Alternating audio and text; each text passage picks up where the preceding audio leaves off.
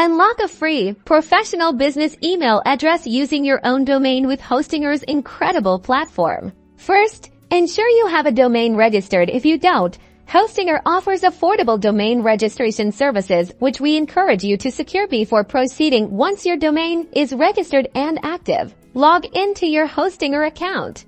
Navigate to the email section in your Hostinger control panel. This is typically found in the left-hand sidebar or within the main dashboard overview, often labeled clearly as email or email accounts. On the email accounts page, you'll see an option to create a new email account. Look for a button that says create email account or a similar call to action. Click this button to begin the setup process. Now, you'll be prompted to enter the details for your new business email. Choose a username for your email address. This is the part before the @ symbol. For example, you might use info, support, or your name like John Doe.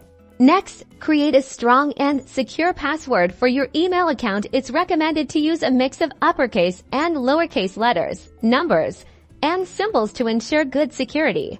Hostinger typically offers a generous amount of free storage for your email accounts. On their basic plans, you'll usually have an option to select the mailbox size. So choose the allocation that best suits your needs. Once your details are entered, click the Create or Save button.